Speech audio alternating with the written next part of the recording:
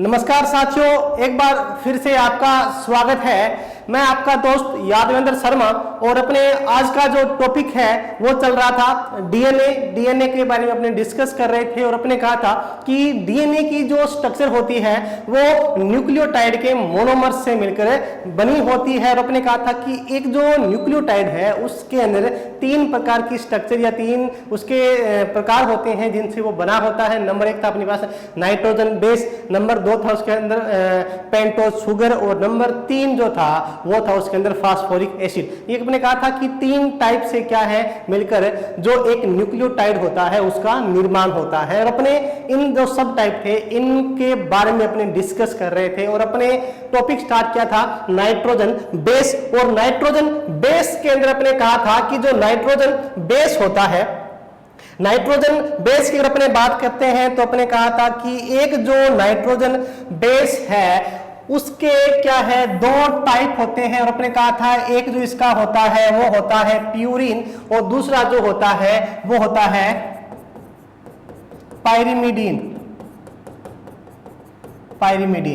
अपने ये बात की थी। और अपने प्यूरिन की जो स्ट्रक्चर होती है अपने कहा था कि जो प्यूरिन है उसके 2 टाइप होते हैं। अपने कहा एक होता है एडेनिन और सेकंड वन जो होता है वो होता है गुआनिन। इनकी स्ट्रक्चर थी, उनकी स्ट्रक्चर के बारे में अपने डिस्कस कर लिया था। आज अपने जो स्टार्ट करने वाले हैं वो है नंबर 2 नाइट्रोजन बेस का जो टाइप है जिसको अपने कहा था पायरिमिडीन। तो पायरिमिडीन के बारे में अपने आज डिस्कस करेंगे। पायरिमिडीन के बारे में अपने आज पढ़ेंगे कि पायरिमिडीन क्या होता है, वो इसके कितने टाइप होते हैं और इसके अंदर कौन कौन से नाइट्रोजन बेस आते हैं और उनकी जो स्ट्रक्चर होती है वो कैसी होती है, कैसे उनका निर्माण होता है, इसके बारे में अपने आज डिस्कस करेंगे। ओके, तो स्टार्ट करते हैं। आज का जो टॉपिक है पायरिमिडीन। ओके, अब पायरिमिडीन जो है, पायरिमिडीन को अगर अपने डीएनए की स्ट्रक्चर की बात करते हैं या अपने न्यूक्लियोटाइड की बात करते हैं तो पायरिमिडीन के अंदर पायरिमिडीन को फिर से क्या है 2 टाइप में डिवाइड किया गया है। पायरिमिडीन के अपने कह सकते हैं कि 2 सब टाइप हैं। अब 2 सब टाइप कौन कौन से होते हैं पायरिमिडीन के? नंबर 1 जो इसका होता है वो होता है साइटोसिन और उसके बाद में थायमीन होता है। तो थायमीन और साइटोसिन ये 2 टाइप है किसके अंदर है? डीएनए के अंदर। तो एक होता है थायमीन और दूसरा होता है साइटोसिन। थायमीन और साइटोसिन ये 2 टाइप होते हैं, थायमीन और साइटोसिन किसके अंदर?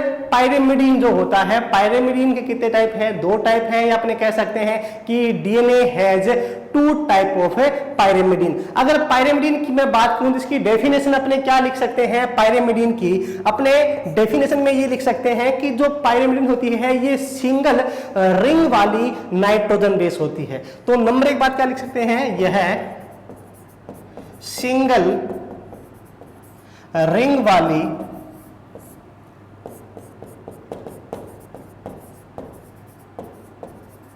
नाइट्रोजन बेस होती है। क्या होती है? ये सिंगल रिंग वाली या एक वलय वाली नाइट्रोजन बेस होती है। जिस प्रकार अपनी बात की थी प्यूरिन के अंदर अपने कहा था कि प्यूरिन जो होती है वो डबल रिंग वाली नाइट्रोजन बेस होती है और ये 6 कार्बन व नाइट्रोजन की हेटेरोजीनस चेन होती है। यह 6 कार्बन व नाइट्रोजन की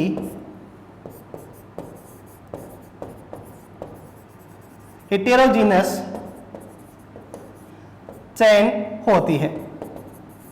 ये 2 बातें अपने को ध्यान में रखनी है। नंबर 1 क्या ध्यान में रखना है कि ये सिंगल रिंग वाली नाइट्रोजन बेस होती है या नाइट्रोजन सार होती है। कैसी होती है? सिंगल रिंग वाली। दूसरी बात क्या है कि इसमें क्या है कि ये 6 कार्बन व नाइट्रोजन की हेटेरोजीनस चेन है। किसमें 6 क्या प्रेजेंट रहते हैं? कार्बन और नाइट्रोजन दोनों मिलाकर क्या होते हैं? इसमें कितने प्रेजेंट रहते हैं? 6 प्रेजेंट रहते हैं। तो 6 कार्बन और नाइट्रोजन की क्या होती है? ये हेटेरोजीनस चेन होती है। ओके, अब अपने कहा था कि इसके कितने टाइप अपने कहा था? इसके 2 टाइप होते हैं। कौन कौन सा? एक अपने कहा था थायमीन और दूसरा अपने कहा था साइटोसिन। तो सबसे पहले अपने जो बात करेंगे वो करेंगे अपने थायमीन के बारे में। थायमीन की जो स्ट्रक्चर होती है या थायमीन जो होता है वो कैसा दिखता है उसके बारे में बात करेंगे। तो अपने वही प्रोसेस लागू रखेंगे जो अपने किसके अंदर की थी, अपने प्यूरिन के अंदर की थी। तो सबसे पहले अपने को क्या करना है, एक स्केलेटन बनाना है। स्केलेटन में अपने क्या करना है, सबसे पहले क्या लिखेंगे, कार्बन, फिर अपने क्या लिखेंगे, कार्बन के बाद में नाइट्रोजन, फिर क्या लिखेंगे, कार्बन, फिर कार्बन, फिर कार्बन, फिर क्या लिखेंगे, नाइट्रोजन। इतना काम तो अपने क्या है हर जगह करना ही करना है। उसके बाद में क्या करेंगे, इनको नंबर देंगे। नंबर अपने किस प्रकार से देंगे, देखिए अब ये जो नाइट्रोजन, इसमें क्या होगा, अपने जब प्यूरिन किया था तो अपने कहा था कि वो एंटी क्लॉकवाइज अपने नंबरिंग की थी। यहां पर क्या करेंगे, क्लॉकवाइज इसकी नंबरिंग करेंगे। तो सबसे पहले ये जो नाइट्रोजन है ये नंबर 1 पर दिखेंगे, इसके बाद नंबर 2, नंबर 3, नंबर 4, नंबर 5 और नंबर 6। तो अपन जैसे कहा था कि ये 6 कार्बन और नाइट्रोजन वाली हेटेरोजेनस चेन होती है, या 6 कार्बन या नाइट्रोजन वाली, अपने कहा था कि नाइट्रोजन बेस होती है। तो इसमें 6 कार्बन और नाइट्रोजन की कितनी है, टोटल पोजीशन कितनी है, 6 है। अब इसमें चेक कर लेते हैं नाइट्रोजन कितने नंबर पर है, 1 नंबर पर और 3 नंबर पर। तो ये रूल हमें को याद रखना ही रखना है कि जो पाइरिमिडिन होता है इसमें जो पोजीशन होती है, पोजीशन नंबर 1 और इसके बाद में नंबर 3 पर हमेशा ही क्या प्रेजेंट रहता है, जो नाइट्रोजन होता है वो प्रेजेंट रहता है पोजीशन नंबर 1 और 3 पे। ये काम तो अपने सबसे पहले पूरा कर लिया। इसके बाद में अब जो थायमीन है इसमें अपने कहा था कि स्केलेटन बनाने के बाद में अपने 2 ही चीजें ऐड कर सकते हैं। 2 चीजें कौन कौन सी थी, अपने कहा था कि एक तो अपने को क्या करना है, जो NH2 ग्रुप होता है वो सिंगल बॉन्ड के साथ में अटैच कर सकते हैं, और दूसरी जो चीज है वो क्या चीज ऐड कर सकते हैं, वो ऐड कर सकते हैं अपने डबल बॉन्ड के साथ में जो ऑक्सो ग्रुप होता है वो चीज ही ऐड कर सकते हैं। तो क्या क्या, एक तो एमिनो ग्रुप और दूसरा क्या है, ऑक्सो जो ग्रुप होता है उसको अपने क्या करते हैं, ऐड करते हैं। तो जो थायमीन होगा उसके साथ में क्या ऐड होगा, इसको याद रखने का एक छोटा सा तरीका है। अगर आपको समझ में आ जाए तो बहुत ही अच्छा होगा। देखिए क्या तरीका है कि अगर मैं थायमीन को हिंदी में लिखूं तो कैसे लिखूंगा, इस प्रकार लिखूंगा ना, थायमीन, ऐसे ही लिखूंगा थायमीन। ओके, तो अगर मैं थायमीन लिखूं तो थायमीन लिखने के लिए सबसे पहले मैं क्या चीज लिखता हूं, सबसे पहले मैं थ लिखता हूं। तो थ को लिखने के लिए सबसे पहले अपने क्या बनाते हैं, ओ बनाते हैं। ओ के बाद में ऐसे क्या बनाते हैं, ये थ बनाते हैं। तो यानी कि ओ बनाते हैं किसको लिखने के लिए, थायमीन को लिखने के लिए। तो इस ओ से अपने को क्या याद रखना है, इस ओ से अपने को ये याद रखना है कि जो थायमीन होगा उस पर क्या जुड़ेगा, ऑक्सो ग्रुप जुड़ेगा। यानी कि थायमीन से थ से ओ, और ओ से क्या मतलब है कि जो दोनों पोजीशन होती है वहां पर हमेशा ही क्या जुड़ता है, ऑक्सो ग्रुप जुड़ेगा। और दोनों जगह ही, एक तो पोजीशन नंबर 2 और पोजीशन नंबर 4 पे आपको आंख बंद करके थायमीन में क्या लगा देना है, ऑक्सो जो ग्रुप होगा उसे ऑक्सो ग्रुप को लगा देना है। बस इतना सा ही काम अपने को एक बार तो करना है। अब अपने क्या करना है, अब अपने कहा था कि थर्ड काम क्या करना है, थर्ड काम अपने को क्या करनी है, इसकी संयोजकता पूरी करनी है। और अपने क्या कहा था कि कार्बन की तो कितनी करनी है, 4 करनी है, और नाइट्रोजन की कितनी करनी है, अपने को 3 करनी है।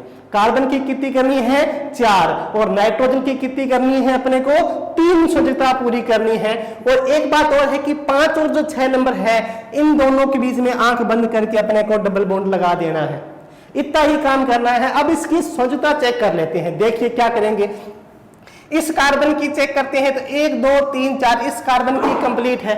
उसके बाद में नंबर 2 पर आते हैं नाइट्रोजन पे, इसमें देखिए कितनी करनी है अपने को, इसमें अपने को करनी है 3। तो अब देखिए यहां पर अपने क्या करता है, 1 2 2 है तो अब यहां पर क्या कर देंगे, एक हाइड्रोजन ऐड कर देंगे, कितनी होगी, 3 पूरी होगी। इस कार्बन पे आते हैं 1 2 3 4, इसकी पूरी है। अब ये जो नाइट्रोजन है इसकी देखिए 1 2 एक कम पड़ रही है, तो यहां पे क्या कर देंगे, एक हाइड्रोजन जोड़ देंगे। अब यहां पर अपने डबल बॉन्ड नहीं लगा सकते, क्यों, क्योंकि इस कार्बन की पूरी हो चुकी है, यहां पर भी अपने नहीं लगा सकते। अब कहां पर लगाएंगे, इस नाइट्रोजन पे क्या करते हैं, यहां पर अपने क्या कर देंगे, एक हाइड्रोजन ऐड कर देंगे। ओके, अब आते हैं इस साइड। तो यहां पर देखिए इस कार्बन की कितनी करनी है अपने को, 4 करनी है, कितनी है 1 2 3 है, तो एक अपने क्या कर देंगे यहां पर हाइड्रोजन ऐड कर देंगे। इस कार्बन पे आइए, इसकी चेक कीजिए, ये 1 2 3 एक कम पड़ रही है, क्या कर देंगे यहां पर एक हाइड्रोजन जोड़ देंगे। ये किसकी बन गई, ये बन जाती है थायमीन की। ये क्या बन जाती है, थायमीन की यहां पर जो स्ट्रक्चर होती है उसका निर्माण यहां पर हो जाता है।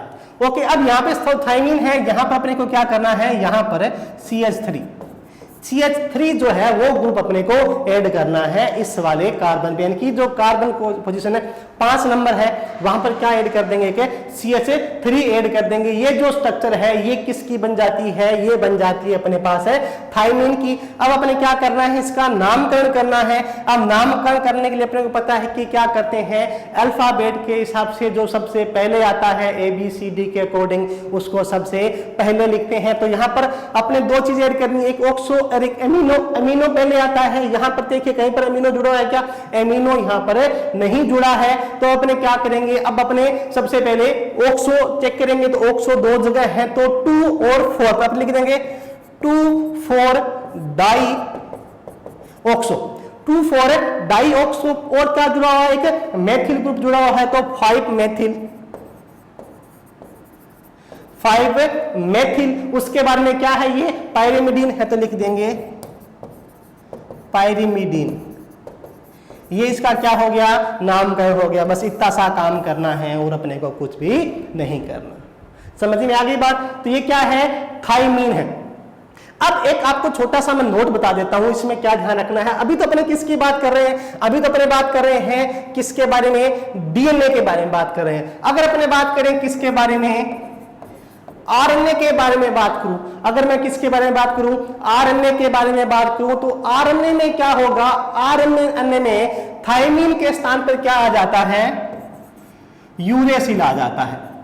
आरएनए में क्या जाता है, थायमीन के स्थान पर क्या आ जाएगा, यूरेसिल आ जाता है। और यूरेसिल किसके स्थान पर आता है, थायमीन के स्थान पर आता है। तो इस बात को ध्यान रखना है कि स्ट्रक्चर क्या होगी, लगभग सेम होती है। चेंज अपने को क्या करना है, चेंज ये करना है कि जहां पर आपने मेथिल ग्रुप ऐड किया था उसको हटा के यहां पर क्या लिख देंगे, एक हाइड्रोजन ऐड कर देंगे। बस इतना सा काम करना है। ये स्ट्रक्चर जो है ये किसकी बन गई, अब ये स्ट्रक्चर बन गई यूरेसिल की, यूरेसिल की। ये स्ट्रक्चर यूरेसिल की बन जाती है। बस इतना सा चेंज करना है। यानी कि जो 5 नंबर पोजीशन है उसमें क्या है कि जो मेथिल ग्रुप था उसको हटा देंगे और क्या जोड़ देंगे, हाइड्रोजन जोड़ देंगे। अब ये जो स्ट्रक्चर इसका नामकरण करते हैं तो क्या होगा, 2,4 डाईऑक्सो पायरिमिडीन। ये किसका नाम हो जाएगा, ये नाम हो जाता है यूरेसिल का। बस इतना सा काम करना है। किसकी स्ट्रक्चर बन गई, अपने यूरेसिल की बन गई। तो थायमीन के स्थान पर क्या आता है, आरएनए में यूरेसिल आता है, थायमीन हट जाता है, तो थायमीन के स्थान पर यूरेसिल आता था। अपने याद रख सकते हैं कि थायमीन के स्थान पर यूरेसिल आ रहा था। इसकी स्ट्रक्चर कैसी होगी, बिल्कुल थायमीन के समान ही होगी। बस क्या ऐड करना है, एक CH3 जो था या मेथाइल जो ग्रुप था उसको हटा देंगे और वहां पर क्या ऐड कर देंगे, एक हाइड्रोजन जो है उसको ऐड कर देंगे। किसकी स्ट्रक्चर बन जाएगी, जो पायरिमिडीन होता है उसकी स्ट्रक्चर अपने तो थायमीन के स्थान पर यूरेसिल की स्ट्रक्चर वो बन जाती है। उसके बाद में नंबर 2 जो टाइप अपने पास था वो कौन सा था, वो था अपने पास में साइटोसिन। नंबर 2 क्या था, साइटोसिन। अब साइटोसिन की स्ट्रक्चर बनानी है तो क्या करना है, वही फॉर्मूला याद रखना है कि सबसे पहले क्या करेंगे, स्केलेटन बनाएंगे। तो सबसे पहले क्या लिखेंगे, कार्बन, फिर क्या लिखेंगे, नाइट्रोजन, फिर क्या लिखेंगे, कार्बन, फिर क्या लिखेंगे, कार्बन, फिर क्या लिखेंगे, कार्बन, फिर क्या लिखेंगे, नाइट्रोजन। बस इतना सा काम करना है, स्केलेटन बन गया। इतना स्केलेटन तो भले ही किसी का भी डायग्राम आप बना रहे हो, आपको बनाना ही बनाना है। भले ही वो एडेनिन हो, भले ही वो गुआनिन हो, भले ही वो थायमीन हो, भले ही वो साइटोसिन हो, और भले ही वो क्या हो, यूरेसिल हो, आपको इतना डायग्राम तो बनाना ही बनाना है। अब साइटोसिन जो होगा, साइटोसिन में क्या करना है कि अपने सबसे पहले इनको क्या करेंगे, नंबर देंगे। नंबर सबसे पहले कहां से स्टार्ट करेंगे, क्लॉकवाइज स्टार्ट होगा, यहां से number 1, number 2, number 3, number 4, number 5 और नंबर 6। ये पोजीशन इसमें अपने को सबसे पहले रख लेनी है। अब नंबर 2 चीज इसमें क्या करनी है कि जो ग्रुप्स हैं वो ऐड करने हैं। तो अब देखिए कि अब जो पायरिमिडीन है उससे पहले क्या था अपने पास, थायमीन था। थायमीन में अपने क्या किया था, दोनों जगह ही क्या ऐड किया था, दोनों जगह ही ऑक्सो ग्रुप ऐड किया था, 2 नंबर पे और 4 नंबर पे। यहां पर 2 नंबर तो ऑक्सो वैसा का वैसा ही रख देंगे। अब जो 4 नंबर होगा उस पे क्या कर देंगे अपने NH2 यानी कि जो एमिनो ग्रुप है उसको क्या कर देंगे, ऐड कर देंगे। इतना सा ही काम करना है और कुछ भी ऐड नहीं करना। अब नंबर 3 जो काम है उस पे आ जाते हैं। तीसरा काम क्या था, इसकी संयोजकता पूरी करनी है। कितनी कितनी करनी है, कार्बन की 4 और नाइट्रोजन की कितनी करनी है अपने यहां पर 3 करनी है। तो इस कार्बन की चेक कीजिए, 1 2 3 एक कम पड़ रही है तो यहां पर क्या लगा देंगे, डबल बॉन्ड लगा देंगे। अब इस नाइट्रोजन की कितनी करनी है अपने को 3, तो 1 2 3 कंप्लीट है। इस कार्बन पे आइए तो 1 2 3 4 कंप्लीट है, बिल्कुल भी नहीं हिलाना है। इस नाइट्रोजन की 1 2 एक कम पड़ रहा है तो यहां पर क्या कर देंगे कि हाइड्रोजन ऐड कर देंगे। 5 और 6 है, उन दोनों के बीच में आंख बंद करके अपने को डबल बॉन्ड लगाना ही लगाना है। अब इस कार्बन की चेक कीजिए 1 2 3 एक कम पड़ रहा है, क्या कर देंगे यहां पर एक हाइड्रोजन जो होगा उस हाइड्रोजन को ऐड कर देंगे। समझ में आ गई बात? ओके, अब इस कार्बन पे आते हैं। इस कार्बन की 1 2 3 एक कम पड़ रही है, यहां पर क्या लगा देंगे, हाइड्रोजन लगा देंगे। ये जो स्ट्रक्चर है अब अपने को किसकी मिल गई, साइटोसिन की मिल गई। समझ में आ रही है ना बात? अगर आपको समझ में आ रहा है तो वीडियो को लाइक कमेंट शेयर करना बिल्कुल भी मत भूलिएगा। तो साइटोसिन की स्ट्रक्चर बन गई। अब अपने क्या करना है, इसका नामकरण करना है, इसको नाम देना है। नाम कैसे देंगे, वही प्रोसेस रहेगी। अपने अल्फाबेट के अकॉर्डिंग जो सबसे पहले आता है वो सबसे पहले लिखेंगे। तो नंबर 4 पे सबसे पहले क्या आ रहा है, अपने एमिनो आ रहा है तो क्या लिखेंगे 4 एमाइनो, 4 एमाइनो, ये 4 एमाइनो लिख दिया। उसके बाद में क्या है 2 ऑक्सो, 4 एमाइनो 2 ऑक्सो। उसके बाद में क्या जुड़ा हुआ है, और कुछ भी नहीं जुड़ा हुआ तो क्या लिख देंगे पायरिमिडीन, पायरिमिडीन।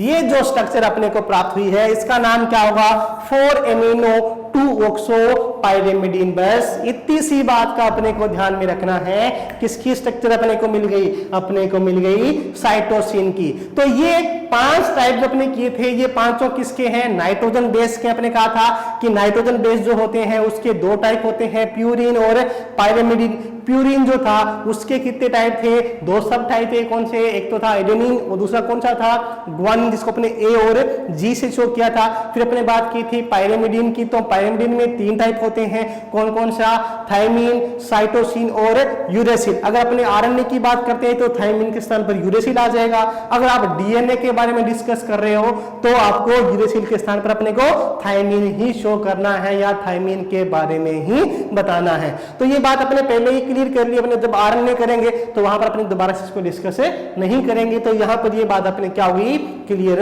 हो जाती है। तो ये जो स्ट्रक्चर अपने को बनती है ये किसके प्राप्त हो जाती है, पायरिमिडीन की जो स्ट्रक्चर होती है वो अपने को मिल जाती है।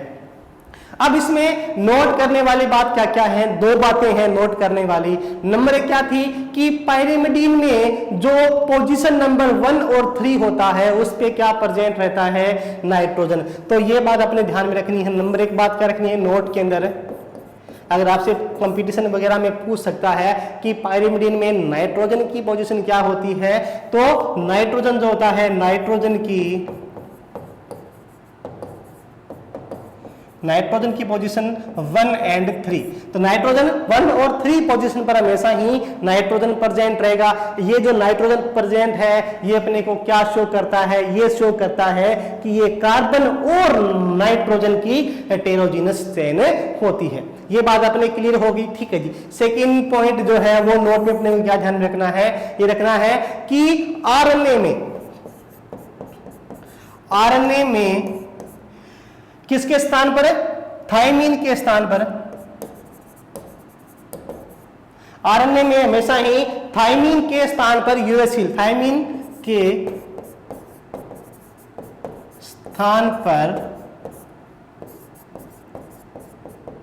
यूरेसिल आता है। ये दो बातें अपने को गांठ मारकर याद रखनी है। अगर ये दो बातें ध्यान में रहेगी तो अपने को कल कोई कंफ्यूजन नहीं होगा। ओके, तो यहां पर अपना जो पायरिमिडीन था वो पायरिमिडीन क्या है, कंप्लीट हो जाता है, या जो पायरिमिडीन था उसके बारे में अपने क्या है यहां पर डिस्कस कर लिया है। अब अपने आगे बढ़ते हैं और आगे अपने बात करते हैं कि नंबर 2 अपने जो बात की थी वो अपने की थी कि पेंटोज जो शुगर होती है उसके, आपने कहा था कि जो डीएनए होता है वो एक न्यूक्लियोटाइड की मोनोमर से, या जब बहुत सारी न्यूक्लियोटाइड की मोनोमर आपस में जुड़ जाती है तो वो पॉलीमर्स बन जाती हैं, और उन पॉलीमर से क्या है कि इसका निर्माण हो जाता है, डीएनए की जो स्ट्रक्चर होती है उसका निर्माण हो जाता है। और अपने कहा था कि एक जो न्यूक्लियोटाइड है वो नाइट्रोजन बेस, पेंटोज शुगर और फास्फोरिक एसिड से मिलकर बना होता है। तो नंबर 2 जो अपने चीज थी इसके अंदर वो क्या है अपने पास, पेंटोज शुगर। तो आपने कह सकते हैं कि न्यूक्लियोटाइड के अंदर नंबर 2 चीज क्या है, पेंटोज शुगर। पेंटोज शुगर जो है वो अपने कह सकते हैं कि यहां पर 2 टाइप की पेंटोज शुगर की अपने बात करते हैं। एक होती है डीऑक्सी राइबोज पेंटोज शुगर और एक होती है राइबोज पेंटोज शुगर। अगर डीएनए की बात करते हैं तो अपने कहते हैं कि जो डीएनए होता है उसके अंदर डीऑक्सी राइबोज शुगर जो होती है वो प्रेजेंट रहती है। अगर डीएनए की मैं फुल फॉर्म की बात करता हूं तो अपने कहते हैं कि जो डीएनए होता है वो डीऑक्सी न्यूक्लिक एसिड अपने उसको कह सकते हैं। तो अब पेंटोज शुगर की मैं बात करूं तो यहां पर अपने डीएनए और आरएनए के संदर्भ में अगर मैं बात करूं तो अपने 2 टाइप की बात कर सकते हैं। एक होता है पेंटोज शुगर और दूसरी होती है डीऑक्सी पेंटोज शुगर। तो राइबोज शुगर की बात करते हैं तो एक तो होगी पेंटोज शुगर, या अपने कह सकते हैं कि राइबोज, और दूसरी होती है डीऑक्सी राइबोज। अगर मैं कहूं पेंटोज में एक तो हो गई राइबोज और एक हो गई डीऑक्सी राइबोज। इन दो की अगर मैं अपने बात करते हैं तो इन दोनों में देखो मेरा डिफरेंस कहां होता है, क्या डिफरेंस होता है। तो डीएनए मॉलिक्यूल में डीऑक्सी राइबोज नामक पेंटोज शुगर प्रेजेंट रहती है। अभी अपने डीएनए के बारे में पढ़ रहे हैं तो अपने कह सकते हैं कि डीएनए में डीऑक्सी राइबोज नामक पेंटोज शुगर प्रेजेंट होती है। नंबर 1 बात अपने को ये ध्यान रखनी है कि जो डीएनए होता है, डीएनए में डीऑक्सी राइबोज नामक पेंटोज शुगर प्रेजेंट होती है। इसमें क्या है कि 5 कार्बन परमाणु प्रेजेंट रहते हैं। इसमें 5 कार्बन परमाणु या 5 कार्बन एटम प्रेजेंट होते हैं। अगर आपको ये बात समझनी है तो इससे पहले एक टॉपिक करवाया था मैंने, कार्बोहाइड्रेट, पीछे के वीडियो में वो प्रेजेंट है। अगर आपने अभी तक नहीं देखा है तो कार्बोहाइड्रेट को देख के ही वहां पर आपको pentose, triose, tetrose, hexose sugar जो मैंने डिटेल से बताया हुआ है वो वीडियो देखिएगा, आपको समझ में आ जाएगी पेंटोज शुगर क्या होती है, हेक्सोज शुगर क्या होती है, या हेक्सोज के कौन से टाइप होते हैं, पेंटोज के कौन से टाइप होते हैं। तो वो वहां से एक बार इसको वीडियो को देख लीजिएगा ताकि आपको ये बातें आसानी से समझ में आ जाए। तो अपने कह सकते हैं कि डीएनए में डीऑक्सी राइबोज नामक पेंटोज शुगर प्रेजेंट रहती है और इसमें 5 कार्बन परमाणु प्रेजेंट होते हैं। किसके अंदर, जो डीऑक्सी राइबोज शुगर जो होती है उसके अंदर प्रेजेंट होते हैं। अब नेक्स्ट क्या है कि अब इसमें डिफरेंस कहां था कि बट दूसरा जो नंबर कार्बन परमाणु होता है उस पर एक ऑक्सीजन परमाणु का क्या होता है, अभाव होता है। बट कार्बन एटम 2 पर एक ऑक्सीजन एटम का अभाव होता है। एक ऑक्सीजन परमाणु जो है उसका क्या होगा, अभाव होगा। इस चीज को समझने के लिए अपने यहां पर आ जाते हैं। देखिए सबसे पहले अगर आप इस डायग्राम को देखोगे, इस डायग्राम में अपने देखिए ये वाला जो डायग्राम है ये किसका है, ये एक राइबोज शुगर का डायग्राम है। अगर इसमें देखते हैं तो राइबोज शुगर में अपने अगर बात करते हैं पोजीशन की, तो देखिए ये रहा, अपने कहते हैं कि 1 नंबर, 2 नंबर, 3 नंबर, 4 नंबर और ये 5 नंबर कार्बन परमाणु है, 5 नंबर एटम है। ठीक है, अब इसमें देखते हैं तो ये 1 नंबर, इसमें क्या है कि यहाँ पर एक हाइड्रोजन जुड़ा हुआ है, यहाँ पर क्या है कि वो जो OH ग्रुप है वो जुड़ा हुआ है। अब नंबर 2 पे आते हैं तो यहाँ पर अगर आप ध्यान से देखोगे तो यहाँ पे क्या है, एक OH जुड़ा हुआ है, यहाँ पर हाइड्रोजन, 3 नंबर एक यहाँ पर हाइड्रोजन, यहाँ पर OH जुड़ा हुआ है, 4 नंबर पर एक यहाँ पे हाइड्रोजन, यहाँ पर CH2OH ग्रुप जो है वो इस 4 नंबर पे जुड़ा हुआ है। तो अब देखिए कि 2 नंबर जो है इसमें क्या है कि यहां पर एक OH ग्रुप जुड़ा हुआ है, लेकिन जैसे ही अपने डीऑक्सीराइबोज की स्ट्रक्चर की डिस्कस करेंगे तो इसमें देखिए कि नंबर 1, नंबर 2, नंबर 3, नंबर 4 और नंबर जो 5 है, यहां पर नंबर 2 जो पोजीशन है उस पर क्या है कि जैसे राइबोज के अंदर यहां पर एक OH ग्रुप जुड़ा हुआ था, अपने कह सकते हैं कि OH जो ग्रुप जुड़ा हुआ था, अब वो क्या है कि यहां से ऑक्सीजन एटम जो है वो यहां से हट गया है और एक क्या है, हाइड्रोजन ही प्रेजेंट है। एक ऑक्सीजन परमाणु के कम होने की वजह से अपने इसको क्या बोलते हैं, डीऑक्सीराइबोज शुगर बोलते हैं। ये स्ट्रक्चर किसकी है, राइबोज शुगर की, लेकिन यहां पर राइबोज में एक ऑक्सीजन एटम कम हो गया, इसकी वजह से इसको क्या बोला कि एक डीऑक्सीराइबोज इसको बोलते हैं। और जो डीएनए की स्ट्रक्चर होती है उसमें हमेशा ही क्या प्रेजेंट रहता है, डीऑक्सीराइबोज जो होती है वो प्रेजेंट रहता है। ये कहां पर जुड़ता है, कौन से बॉन्ड के द्वारा जुड़ता है, तो जब अपने डीएनए की स्ट्रक्चर में या जेबी वॉटसन और HFC क्रिक मॉडल जब करेंगे तो वहां पर इस बात को समझेंगे। इस चीज को समझने के लिए हमारे साथ जुड़े रहिएगा।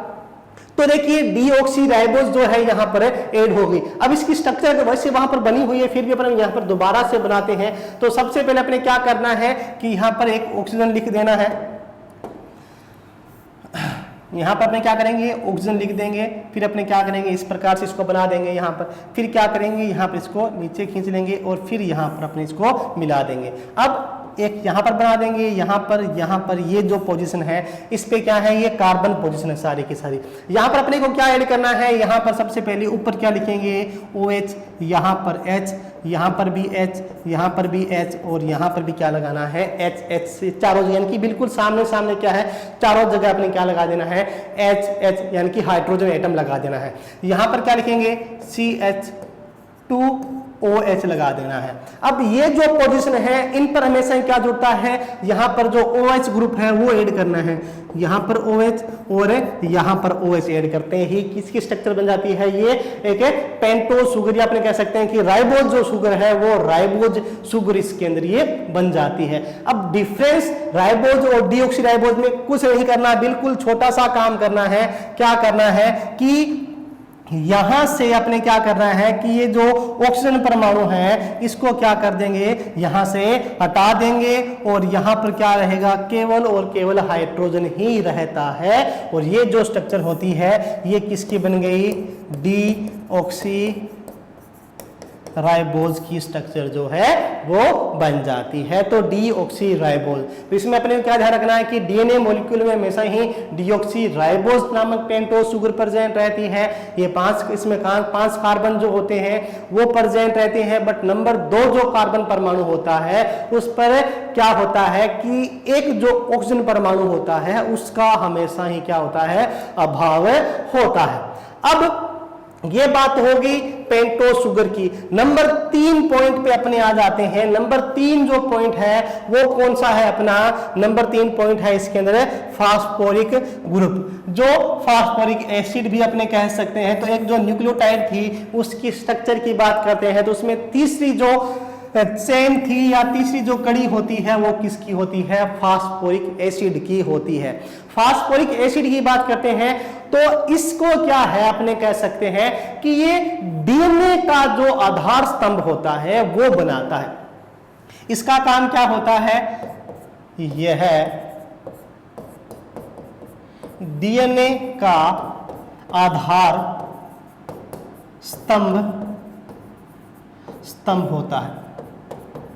जैसे अपने मैं कहूं कि अगर अपने मकान बनाते हैं तो मकान बनाने के लिए इस पर जितने पिलर जो होते हैं जिन पर अपना मकान टिका होता है, वो पिलर जितने इंपॉर्टेंट होते हैं, बिल्कुल वैसे ही डीएनए की स्ट्रक्चर में जो फास्फोरिक एसिड होता है वो उन्हें पिलर की तरह काम करता है। अगर दूसरे अपने एग्जाम्पल की बात करते हैं तो देखिए, जैसे हमारी बॉडी के अंदर हमारी जो बैकबोन होती है या वर्टिब्रेट जो एनिमल होते हैं, कशेरुकी जो प्राणी होती हैं, उनमें अपने कह सकते हैं कि जो वर्टिब्रेट कॉलम अपने कह सकते हैं या रीढ़ की हड्डी जो अपने कह सकते हैं, वो जितनी इंपॉर्टेंट होती है, बिल्कुल वैसे ही डीएनए के लिए फास्फोरिक एसिड इंपॉर्टेंट होता है। जैसे अगर अपनी बैकबोन है या जो अपनी रीढ़ की हड्डी है, जहां से वो टूट जाती है, उसके नीचे का जो हिस्सा होता है वो काम नहीं करता। कितना इंपॉर्टेंट पार्ट है, बिल्कुल वैसे ही ये फास्फोरिक एसिड इंपॉर्टेंट है। तो अपने कह सकते हैं कि यह डीएनए की बैकबोन होती है। डीएनए की क्या होती है? बैकबोन होती है। या अपने कह सकते हैं कि रीढ़ की हड्डी जो है वो रीढ़ की हड्डी के रूप में प्रेजेंट रहती है या डीएनए की बैकबोन होती है। अपने कह सकते हैं कि बैकबोन बनाने का काम करती है, बनाने का काम करती है। ये बात भी आप कह सकते हैं, बैकबोन बनाने का काम करती है। ये इतनी बड़ी इंपॉर्टेंट बात है कि इस बात को अपने ध्यान में रखना है कि ये डीएनए की बैकबोन या क्या होता है, आधार स्तंभ होता है। आपसे पूछ भी सकता है कंपटीशन में कि डीएनए की स्ट्रक्चर में बैकबोन कौन काम करता है या आधार स्तंभ के रूप में क्या क्या प्रेजेंट रहता है, तो ऑप्शन दे देगा कि नाइट्रोजन बेस है, या आपसे कह देगा पेंटोज शुगर है, या आपसे कह देगा कि फास्फोरिक एसिड है। तो अपना आंसर क्या होना चाहिए?